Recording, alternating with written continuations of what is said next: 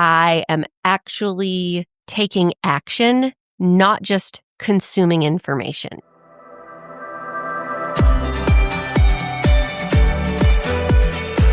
Welcome to Leaders of the West, a podcast for innovators and changemakers.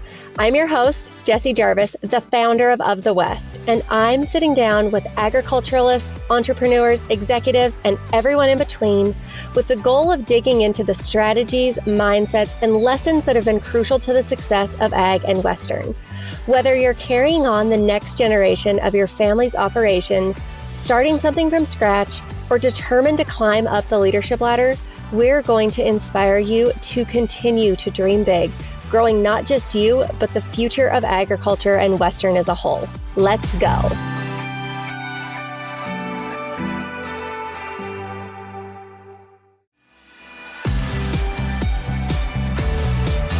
It's the first 2 weeks of a brand new quarter, which can only mean one thing. Be a Maker School is open for enrollment. So what exactly is Be a Maker School?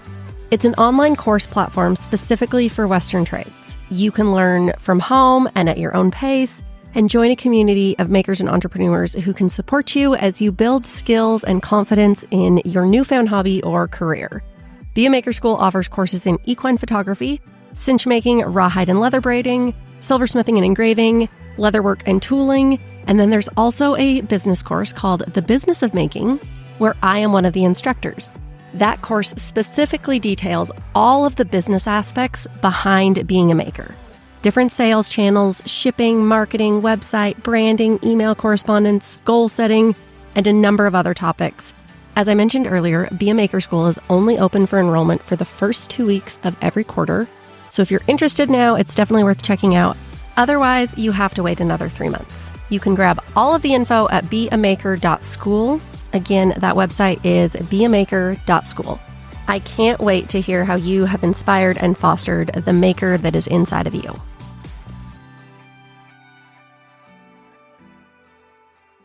Hello, friends. Welcome back to Leaders of the West.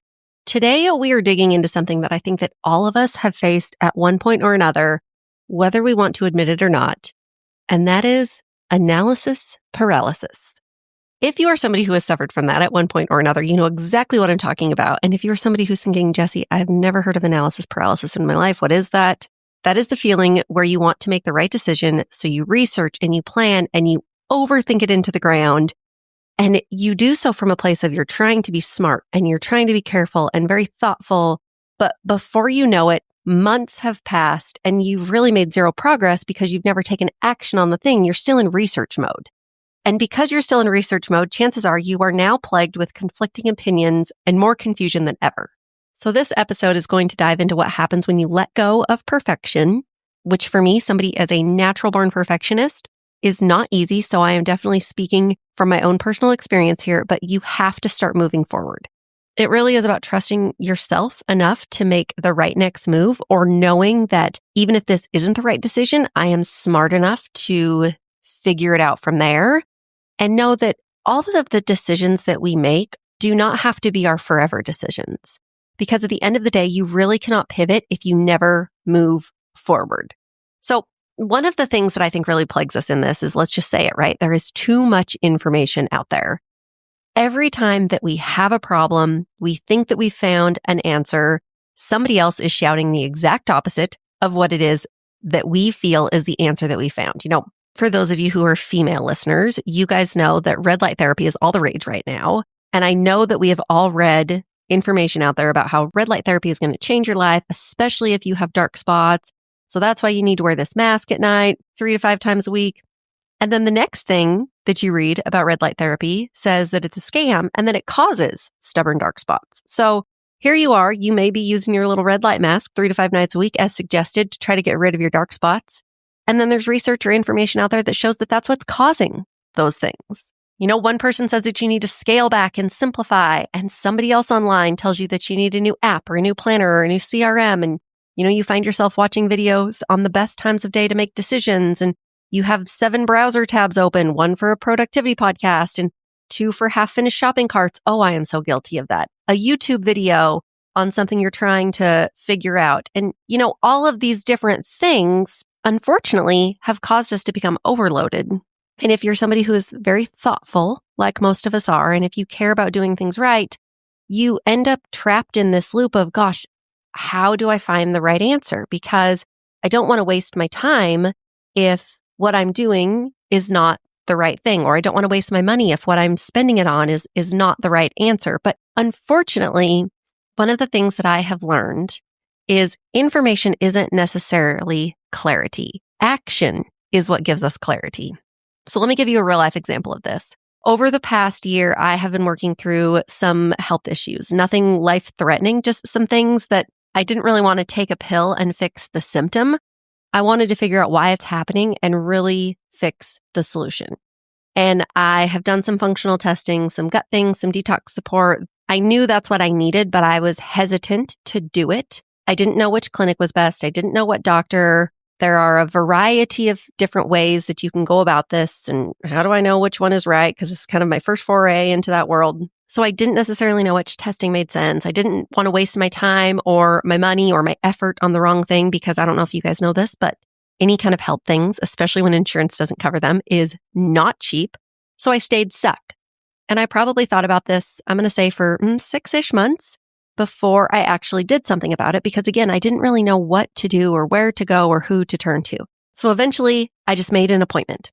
The doctor wasn't perfect. The clinic wasn't my favorite, but I got started and I got some test results that did show some issues, which definitely gave me a starting point, which is way more than I had before from decades worth of perfect labs. And when I say decades, I really truly mean it. Literally, I get labs done twice a year from my endocrinologist, and I've never had a lab that is out of whack. That kind of led me to thinking like, well, gosh, if all of these labs come back perfect, then why do I have these weird random issues?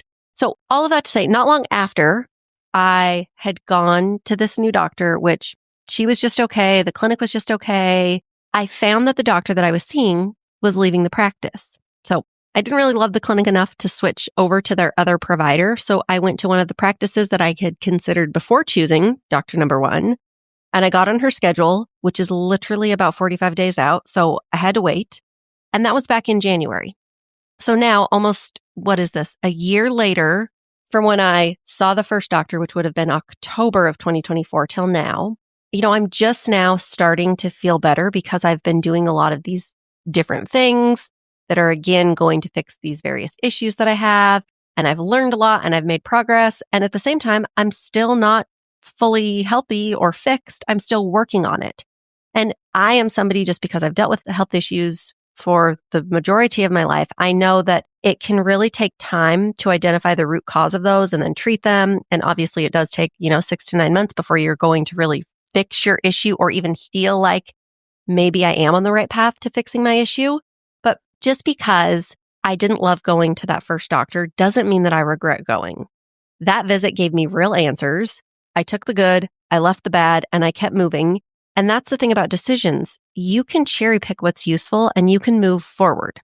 Meanwhile, the reason that I'm giving you guys this example of analysis paralysis is I have a friend and she's been dealing with similar issues. And every few weeks she texts me, how are you feeling? What did the test say? What doctor did you see? How much did it cost? What types of tests are they running? What are they putting you on? All of these questions, which I'm happy to answer, but she's still researching. She's still very unsure of what to do. And when I asked her if she'd made an appointment, she still hasn't made an appointment with any kind of doctor.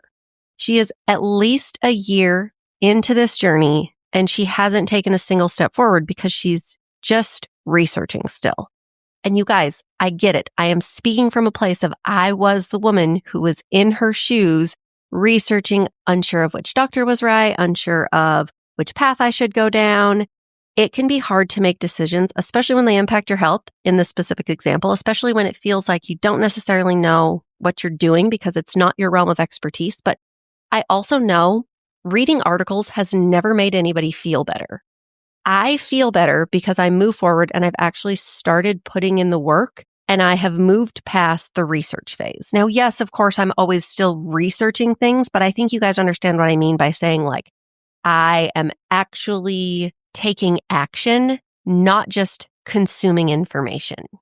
So let me put yourself in her shoes or my shoes again for a second, because this is another real world example of me. And not necessarily analysis paralysis maybe, but just this idea of being in this phase or cycle where I continue to think about it, but I'm not actually taking action and moving forward. For a good 2 or 3 years, I talked about painting the interior of our house. We had this tan color that we painted when we first moved in, and I really liked it, but after painting a few of our bedrooms white, I realized just how dark the rest of our house has felt. But painting the kitchen and the living room and the dining room and all of the hallways, that felt like a lot. I wasn't even the one who was doing the painting, but it still felt disruptive and expensive, and it wasn't necessarily something that was a true need. And if you know anything about me, I am a girl who still thinks about things in terms of wants versus needs. Painting the interior of my house is definitely a want, not a need. And when it is something that felt as disruptive as all of those rooms, I just had a hard time making the decision to move forward.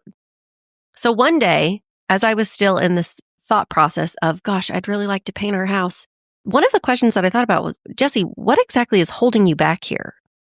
I mean, other than it just feels like a big job or a big undertaking, what is actually holding me back from painting the dang house? You know what I did? I decided to stop talking about it. I called our handyman and I asked when he could come paint the interior of our house. And I didn't even have a color picked out yet. But guess what? He told me that he could start on Monday. So guess what that made me do? It made me get it together. It made me go to Home Depot and get a paint color. And I did anything else that was needed. And by Wednesday, less than a week after I called, I had a freshly painted interior of my home, and I absolutely loved it. And do you know what I did? I regretted not having made that decision sooner. I thought to myself, Jessie, you are such an idiot for waiting. You absolutely love how it looks. Why wouldn't you have just done this 2 or 3 years ago when you were first thinking about it instead of waiting and not actually moving forward in the process? I am so glad that I did it. And I can't even tell you how much it cost, which tells me that it wasn't that painful, because if it was really painful, I would have remembered how much it cost. It took a couple of days. It gave me the opportunity to redecorate, and it really did refresh our space. So that decision that I put off for years, it ended up being something that was a really low lift, high impact decision in why the hell did I wait so long? That was the dumbest thing that I ever could have done. And honestly, worst case scenario, if I didn't like it, you live with it for 6 months and you repaint it. Making that phone call and getting on Kevin's schedule really was the catalyst of sorts that took me from just thinking about it to being about it. So let's pause here because I want to acknowledge something that is probably sitting in the back of your mind or my mind, all of our minds maybe. You're not lazy. You're not unmotivated. You want to make good decisions. You want to get it right, especially when the stakes feel really high, whether that is your health, your money, your business, your home, your career, your family, whatever the decision that you are just sitting in all of the information and not taking that first step forward, it can feel like a lot. And we definitely don't want to be 6 months into something and then realize that we picked the wrong thing. We don't want to waste our time or our energy. We don't want to spend hundreds or thousands of dollars only to regret it later. And when we've made a bad decision, it totally sticks with us. So now we hesitate, we stall, we tell ourselves that we're being really smart and really thorough when really what it is, or at least what I think it is that we're scared of getting it wrong. But here's the truth, at least my truth. There's no decision that guarantees perfection. No amount of research is going to guarantee us results. And waiting doesn't protect us from disappointment. It just delays our potential. And sometimes the wrong decision that you made is actually really helpful because you now have an experience to pull from that you didn't have before. And that experience, whether it is a good one, a bad one, an indifferent experience, it's going to allow you to make an even better decision because again, you can cherry pick the good, you can leave the bad, and now you have personal knowledge that you are making those decisions from in the future. You might make a decision that isn't the right one, but that does not mean that it was a failure. It means that you learned, that you moved forward, that you showed up for yourself, and all of those things will always, always, always be better than staying frozen, even if it was the quote unquote wrong decision. Now, let's talk about this in a business mind. If I had waited for Of the West to be perfect before launching, do you guys know what I would have launched? I'd still be waiting. And here's the wild part. Earlier this summer, we hit 15,000 job seekers on the platform. That is a huge milestone that we would be years away from if I was still polishing fonts and second-guessing button colors and trying to build the perfect platform that didn't have any technical issues or whatever it may be. And this is not about being reckless or throwing something out into the world half done. I launched with the best version that I could, given what I knew and given what we had. Then we adjusted it after that. And that is called the minimum viable product, or MVP. And every business person is going to tell you that you have to put your MVP out into the world to see what's broken, what could be better, what needs to be fixed, have it tested by a ton of people, see what they actually need versus what you think they need, and then make adjustments needed for the next best version of that. That is how anything good gets built. You create it, you test it, you refine it, you repeat it. Create, test, refine, repeat. Create, test, refine, repeat. Something inside of us also, I think, and this goes back to this idea that we have to have all of this information, is that we need to be the professional of professionals at our craft. I agree. You definitely need to know what you're doing, especially if you're going to have people paying money for it, but you don't need to be a Rhodes Scholar on the topic. You're not doing things half-ass, and you're not going to get stuck in this loop of endless preparation. You have to put something out there, see how it works, see how you can make it better, learn from that. Again, good, bad, indifferent, and then create, test, refine, repeat until you get it to where it needs to be. And guess what? There is still not a product out there that is not in the create, test, refine, repeat life cycle. Even Nike with their shoes. How long has Nike been around? You think that they've probably perfected the shoe at this point, right? They are always coming out with new versions and different versions and better versions. Nothing is ever perfect. There's no such thing as perfect. So for those of you who maybe are sitting on this idea, or, oh, well, this isn't right, or, oh, I don't like this logo, or, oh, I don't know. Like, just do the dang thing. Take it from Phil Knight, right? Justin and I really are all in on this mindset of don't just talk about it, be about it. I think part of that is because we are really aware when we're surrounded by people who talk and plan and research and dream, but they never do. And if you've ever sat through one of those conversations where somebody's been talking about the same big idea for years, which obviously I have been there. Here I was talking about painting the inside of my house for 2 or 3 years. So I'm not saying that we're better than that, but we have been there. And we see it in other people. And you guys know how frustrating that is, because ideas without action, that's not momentum. That's just noise. And so Justin and I have started noticing how common it is for people to live in this someday zone.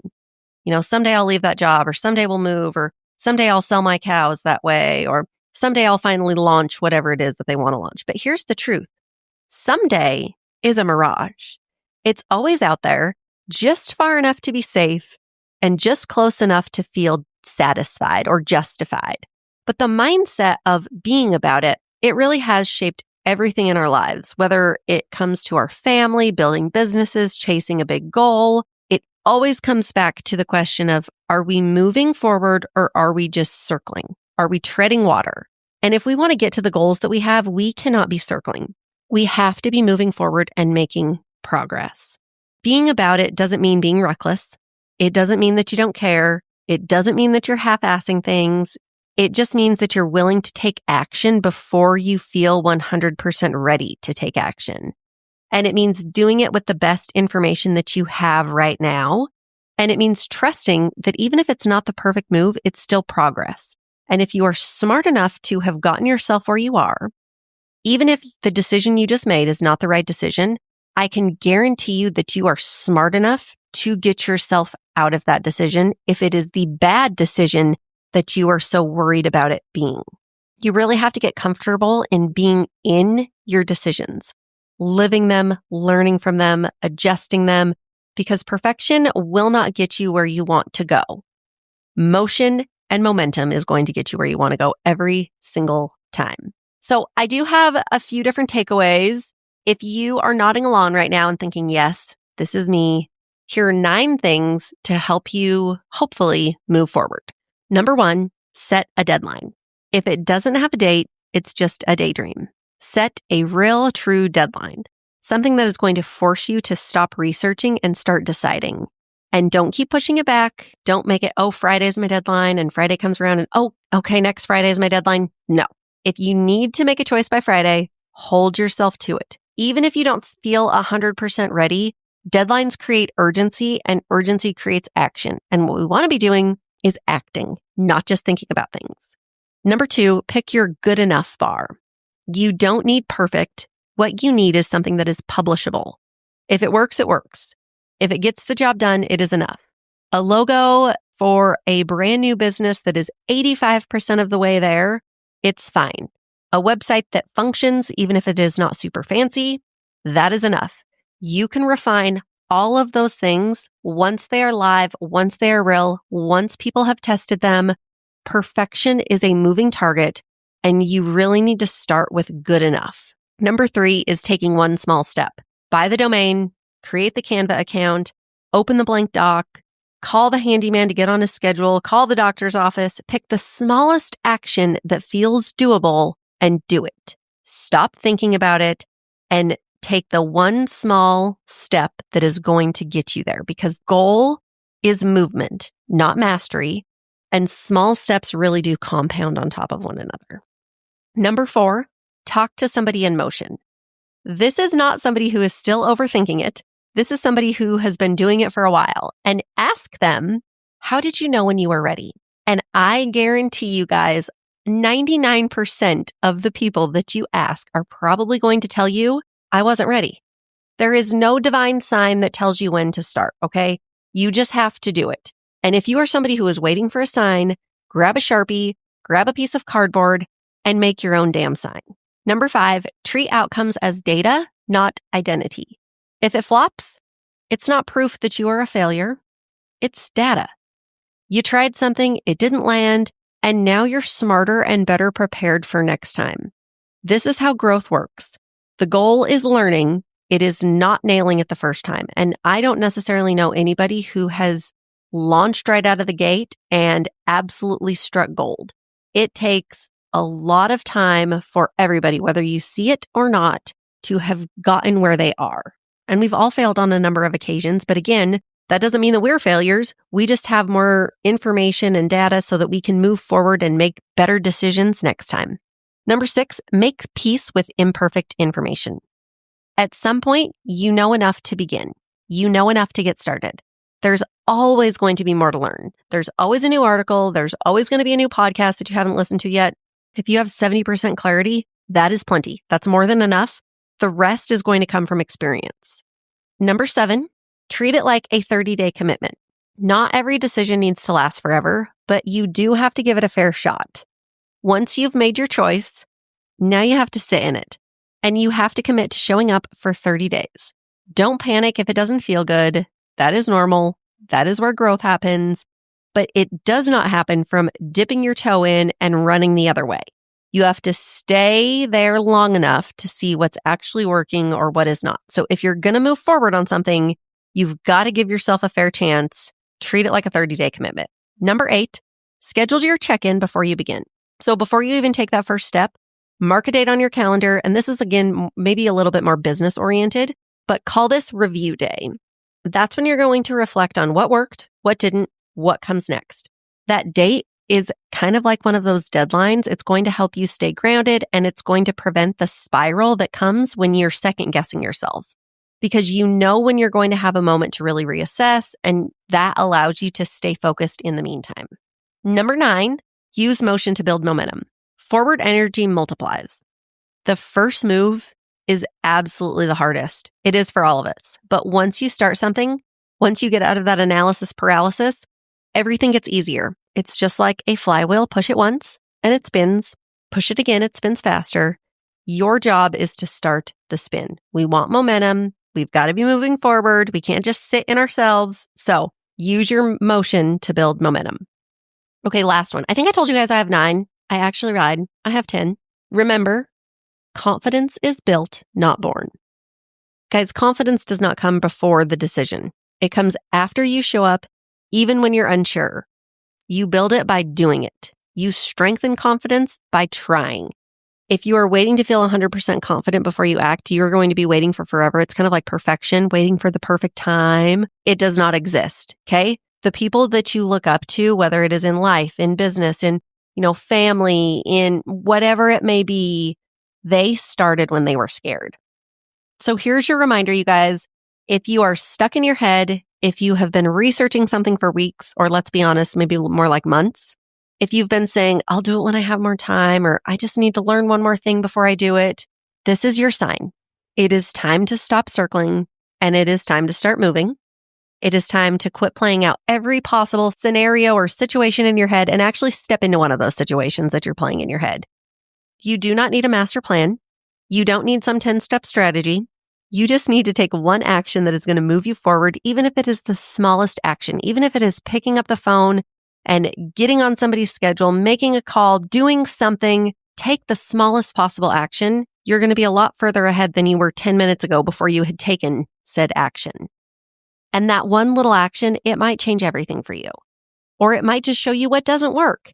Either way, you are ahead of where you were yesterday. You are ahead of where you were 20 minutes ago, because standing still is never going to get you clarity. Only movement is what will allow you to find clarity. So book the appointment, you guys. Pick the paint color, launch the thing, make the phone call, start the draft, whatever it is. Do something that is going to get you closer. We want to be people who we don't just talk about it, we be about it, and we are getting ourselves out of analysis paralysis. I hope that was helpful for you guys. I can't wait to see you guys back here next week. A brand new episode will be here before we know it. See you guys then.